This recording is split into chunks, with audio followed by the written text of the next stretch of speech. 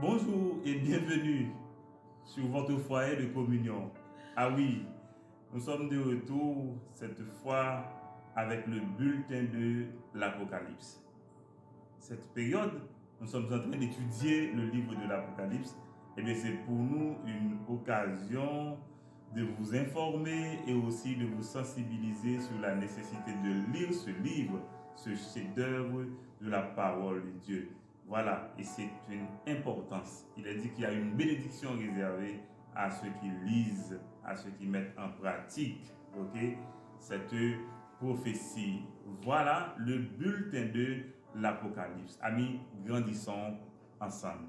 Il est dit dans la parole de Dieu en Apocalypse chapitre 1er, les versets 1 à 8, que je vous lis, révélation de Jésus-Christ que Dieu lui a donnée pour montrer à ses serviteurs les choses qui doivent arriver bientôt et qu'il a fait connaître par l'envoi de son ange à son serviteur Jean, lequel a attesté la parole de Dieu et le témoignage de Jésus-Christ. Ah oui, tout ce qu'il a vu. Heureux, dit-il, ceux qui lisent et ceux qui entendent les paroles de la prophétie et qui gardent les choses qui y sont écrites, car le temps est proche. Jean, aux 7 églises qui sont en Asie mineure, qui sont en Asie, que la grâce et la paix vous soient données de la part de Dieu, celui qui est, qui était et qui vient, et de la part des 7 esprits qui sont devant son trône, et de la part de Jésus-Christ, le témoin fidèle, le premier-né des morts, le prince des rois de la terre, à celui qui nous aime, qui nous a délivrés de nos péchés par son sang, qui a fait de nous un royaume, des sacrificateurs pour Dieu son Père. À lui soit la gloire et la puissance au siècle des siècles. Amen. Voici, il vient avec les nuées, et tout œil le verra, même ceux qui l'ont percé. Et toutes les tribus de la terre se lamenteront à cause de lui. Oui, Amen. Je suis l'alpha et l'oméga, dit le Seigneur Dieu, celui qui est, qui était et qui vient, le Tout-Puissant. Amen. Prions ensemble. Dans le Père, nous dédions à toi le bulletin de l'Apocalypse. Nous te rendons grâce pour ce moment extraordinaire en ta présence. Nous prions pour chacun de nos connectés, que la lumière de ta parole illumine chaque cœur que tu connectes à ce service. Que ta gloire brille sur nous, que ton règne vienne et s'établisse. Remplis nos cœurs, délie nos lèvres, relâche ta gloire, touche des vies à salut, à sanctification, à vie abondante. Au nom de Jésus, Amen, Amen et Amen. Et maintenant, la lecture du bulletin de l'Apocalypse. Le bulletin de l'Apocalypse numéro 1 avec Dulka. Bon matin, bon réveil à tous. Le bulletin de l'Apocalypse numéro 1. Espérance et optimisme. Je vous fais cette lecture. Depuis la nuit des temps, la question de l'avenir a toujours été problématique en raison de l'incertitude que soulèvent les données en présence. Que se passera-t-il dans les heures qui suivront la publication de ce bulletin sur l'Apocalypse? Que se passera-t-il une année après? Logiquement, personne ne sait. Ce sont des questions qui échappent même aux plus initiés, aux savants, aux philosophes, encore plus aux communs des mortels, aux gentils, aux gens simples et ordinaires. Eh bien, dans ce contexte, la Bible détient une autorité suprême de répondre ex cathedra et sans détour aux interrogations qui concernent le lendemain. Qu'est-ce qui arrivera après la vie sur terre? Personne ne sait. Eh bien, de tous les écrits apocalyptiques, il n'y a qu'un qui soit optimiste, celui de la Bible, le dernier des 66 livres constituant ce patrimoine de l'humanité. Cette bibliothèque ambulante que transportent les chrétiens au moins une fois la semaine sans pouvoir affirmer ou confirmer qu'ils la lisent, la comprennent ou l'appliquer dans leur vie. Cependant, la Bible affirme qu'une bénédiction est attachée à ceux qui lisent, écoutent et mettent en pratique ce qui est écrit dans la Bible.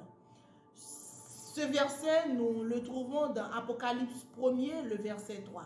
Le livre de l'Apocalypse est optimiste en raison de l'espérance glorieuse et bienheureuse qui s'attache aux croyants aussi, en raison des bénédictions révélées dans ce livre en faveur des croyants. En général, le mot apocalypse ou apocalyptique font référence à la fin catastrophique du monde.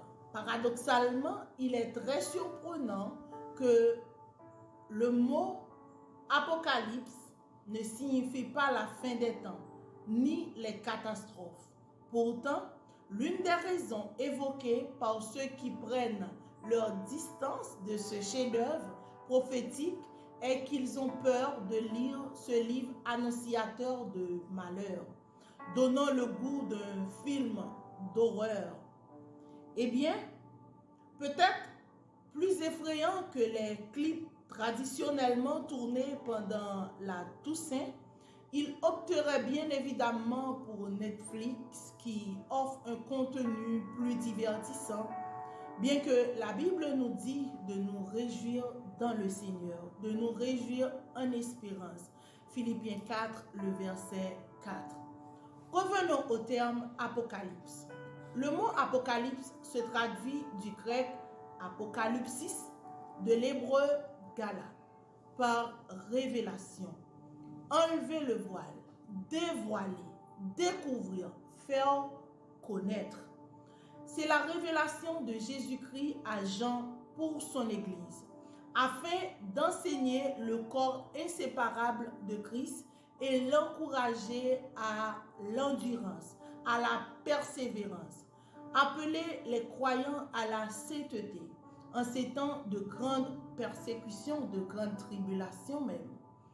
Plus précisément, une apocalypse est un moment critique où Dieu dévoile une réalité ultime à son serviteur ou à sa servante pour lui donner une perspective divine sur l'histoire de l'humanité, sur les événements en cours.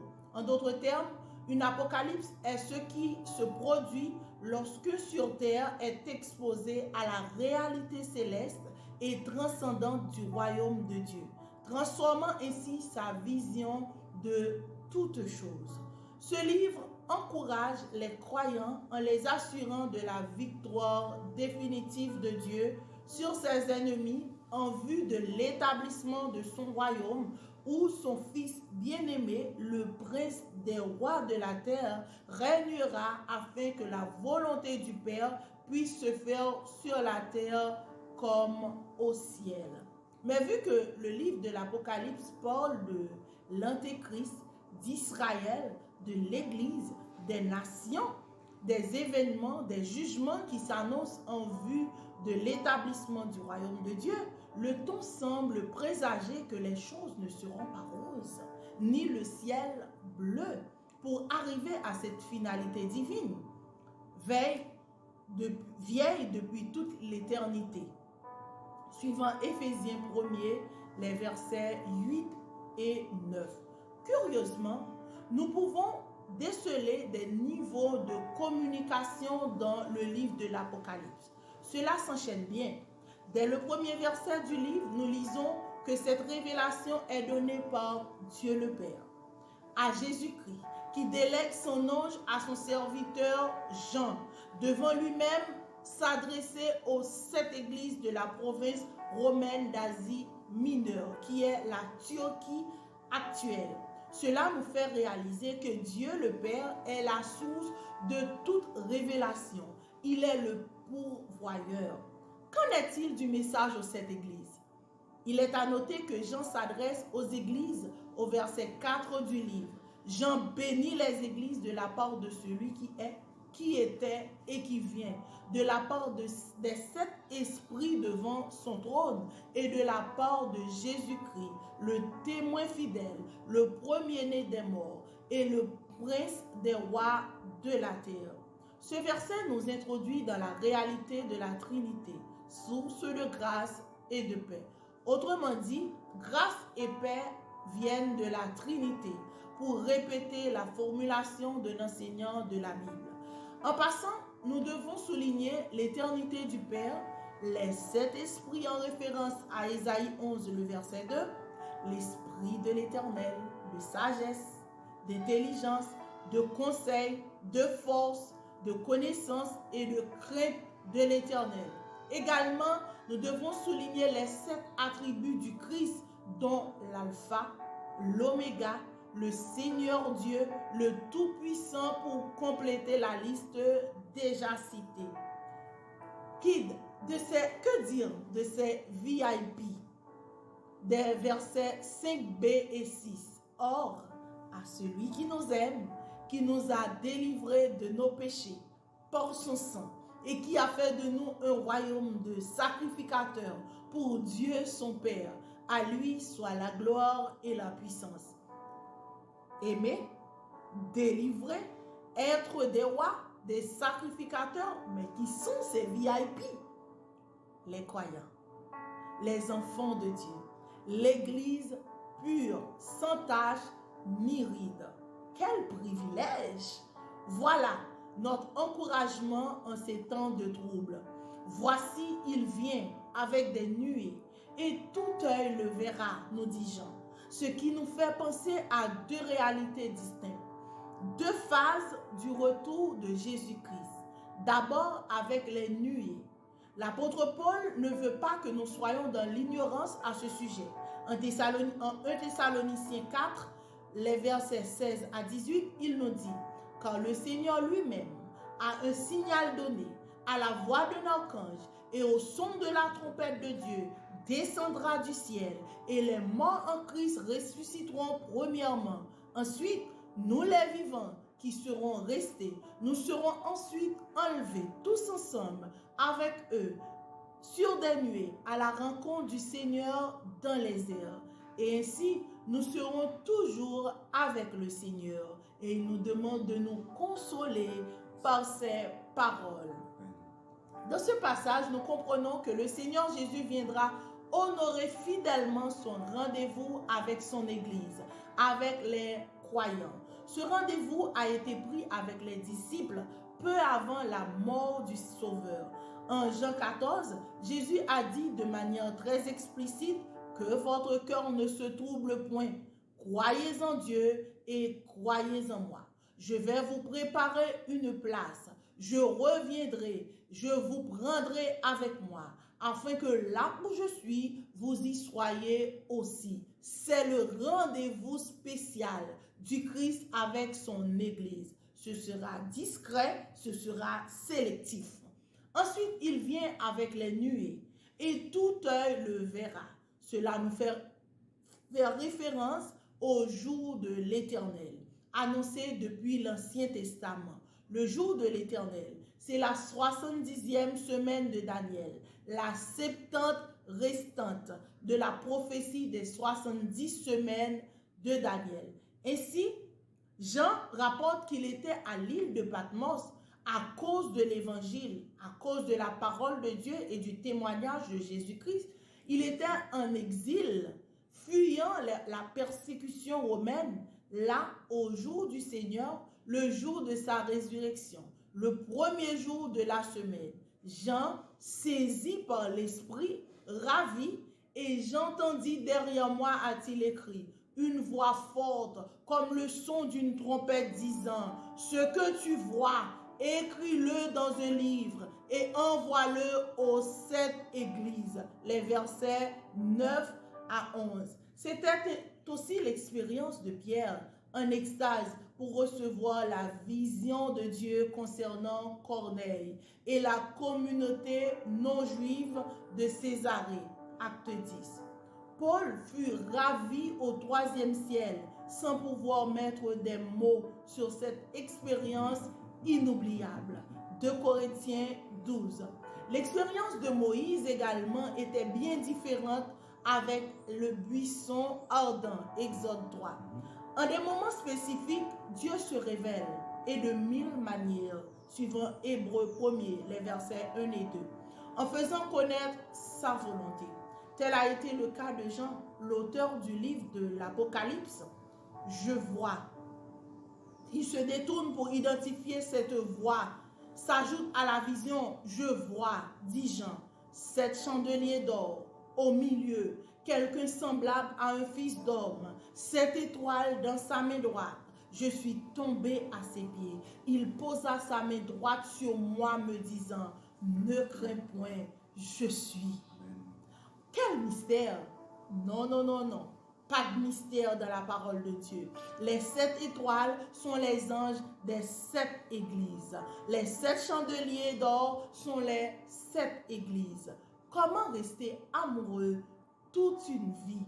Voilà la question qui sera débattue dans le prochain bulletin sur l'Apocalypse. Le bulletin de l'Apocalypse numéro 2. Maintenant, prenons un temps pour approfondir les paroles inscrites dans ce bulletin. Quand on parle de l'Apocalypse, il y en a qui font référence aux catastrophes de toutes sortes, telles que tremblements de terre, pandémie, épidémie, guerre et autres. Mais quand est-ce qu'on peut vraiment parler de l'Apocalypse? Vraiment, merci Julka, parce que alors la lecture du bulletin numéro 1, le bulletin de l'Apocalypse numéro 1, est vraiment merci à vous Julka et merci aussi aux connectés qui sont patients avec nous pour participer à ce bulletin, pour écouter et pour partager ce contenu. Voilà. Apocalypse. Quand est-ce qu'on parle d'Apocalypse? Eh bien, c'est depuis la période intertestamentaire, les Juifs qui vivaient avec l'espérance messianique, bien sûr, ils savaient que le Messie allait venir et que le Messie allait établir son royaume.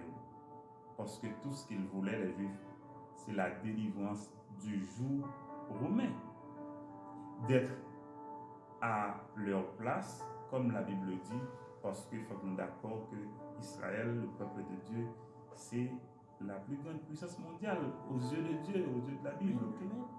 Et que c'est ça où tu comprends. Et en réalité, songez à chaque fois que la Bible annonce le jour de l'Éternel, annonce ce jour terrifiant qui s'en vient, tout le monde craint, tout le monde peur. Mais le monde qui craint, le monde qui peur, c'est le monde qui pas croit. Parce que je suis connais que ça vient c'est pour délivrance. De même que nous-mêmes, comme croyants, nous connaissons que l'Apocalypse, c'est aussi en notre faveur. Ok? C'est en notre faveur. Parce que, écoutez, à qui la victoire? À Dieu. Et nous, à qui sommes-nous?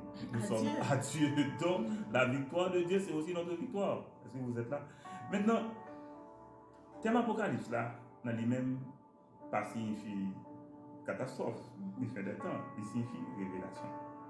Et vous parlez d'Apocalypse, c'est lorsque dans un temps spécifique, bon Dieu révèle à serviteur, à servante, pour lui communiquer vision ciel là sur ça qui a passé, pour lui communiquer vision ciel là sur événement qui a privé dans l'histoire là. Ça c'est Apocalypse. Et c'est toujours en faveur des croyants, c'est-à-dire Dieu intervient pour délivrer ses enfants, pour délivrer les siens. À ce moment, Apocalypse c'est toujours en faveur des croyants. Donc oui, en pile monde associé, en pile événement difficile à l'Apocalypse, c'est parce qu'en réalité pour l'établissement du royaume de Dieu, oui, ces événements auront lieu. Mais qui t'aime dire, chaque monde qui vit aujourd'hui, à la minute ça, aujourd'hui, capable de tourner tout événement ça en faveur. Maintenant que nous salissons un petit bon Dieu, il croit dans Jésus-Christ. Donc, Apocalypse là, vous pouvez associer à tout ça que vous voulez, mais en réalité, c'est en faveur des croyants. Amen. Et le thème que nous avons traité dans l'étude sur le livre Apocalypse, c'est espérance et optimisme. Vous pouvez demander, mais on livre comme ça, maintenant, qui ça que les cas considéré comme un livre qui est optimiste? Le livre Apocalypse là, c'est un livre qui est optimiste pour croyants. Pour être précisé pour croyants. Bon, petit détail. Dans le livre ça, Mot église là, ecclésia, répété 20 fois. Est-ce que c'est 20 fois que mot église là répété dans le livre Apocalypse là? C'est toujours en rapport avec les 7 églises de l'Asie mineure. Vous comprenez ce que ça veut dire? Je vais parler sur ça. Mais je vais dire que c'est un livre qui est optimiste en faveur des croyants. Et il y a des détails que je ne pas anticiper. Je vais dire que l'Apocalypse est en faveur des croyants. Parce que pour Dieu vient établir le royaume, mais le royaume, ça, ou même moi qui pour participer à rien, ça, ou même moi qui pour participer tout. Ok? À royaume, ça, pour jouir tout de royaume, ça. Donc, comme petit bon Dieu, quand ça nous capable de dire, viens Seigneur Jésus. Viens Seigneur Jésus. Amen. Puisque c'est en notre faveur. Donc, comme chrétiens, nous sommes optimistes et nous sommes capables d'espérer. Amen. Là, on va lire le premier chapitre, livre Apocalypse, on va rencontrer un pile chiffre 7.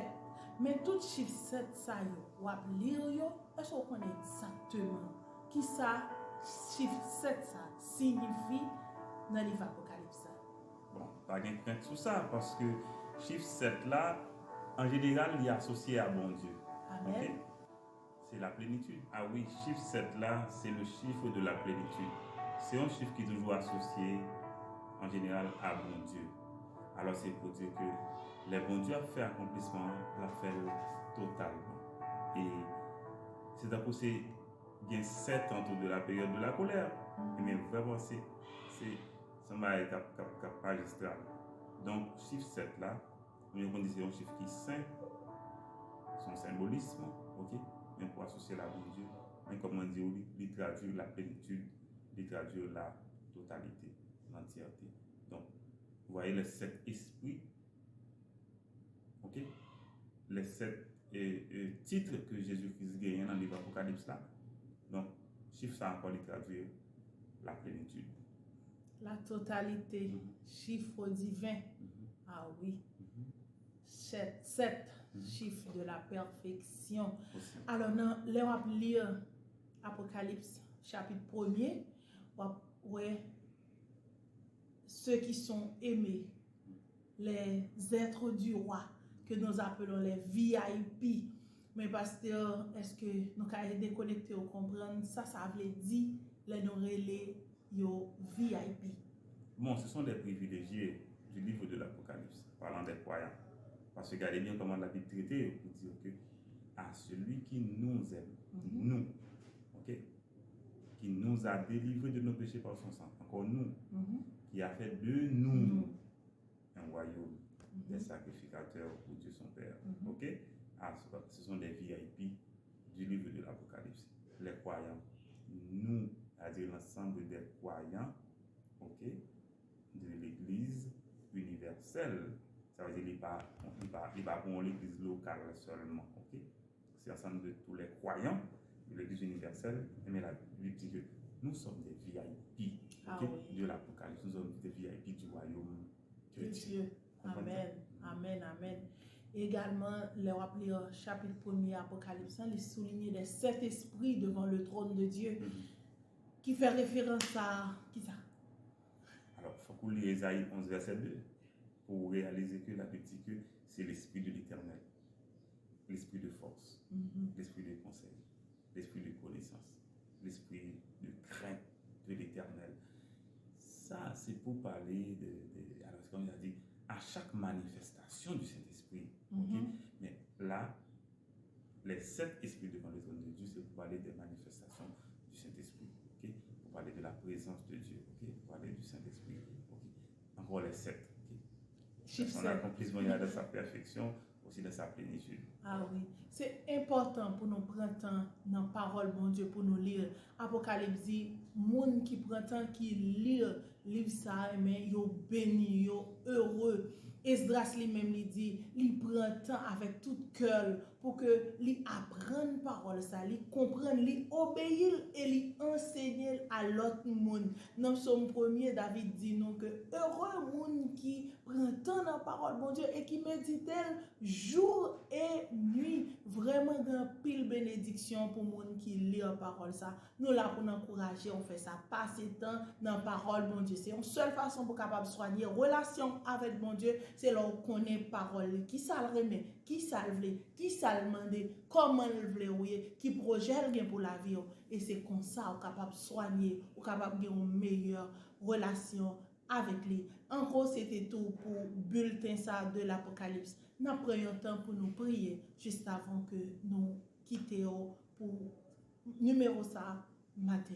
On nous prie, bon Dieu. Bon Dieu, Papa, nous disons merci. Vous-même qui parlez avec nous, permettre à ce que nous capables tendre, obéir, appliquer parole ça dans la vie nous et avec plaisir enseigner le tout à l'autre monde. Pas manquer béni nous papa, béni chaque ami connecté nous yo qui a grandi avec nous dans connaissance parole, béni famille yo, béni foyer de communion, oh Dieu restaurer et guérir pays nous tout, nous besoin ou plus que jamais. Manifester présence ou dans la vie nous, manifester présence ou dans le pays nous. Papa, arrêtez avec nous, nous compter sur vous, nous croyons en vous, nous intercéder tout dans l'heure ça, pour les gens qui sont connectés avec nous, qui souffrent, qui ont des besoins quelconques, qui sont à l'hôpital, qui ont besoin pour les gens qui sont en prison et autres. Seigneur, manifestez présence pour voir à chaque besoin nous besoin plus que jamais. Tant priorité dans la vie nous, manifester présence dans la vie nous. Et c'est comme ça nous prions dans le nom de Jésus, seul médiateur entre nous-mêmes et vous-mêmes, qui vivent, qui règne pour tout temps et pour toute l'éternité. Amen. C'était un moment béni, le bulletin de l'Apocalypse numéro 1. Nous avons rendez-vous pour numéro 2, semaine prochaine. Restez bénis.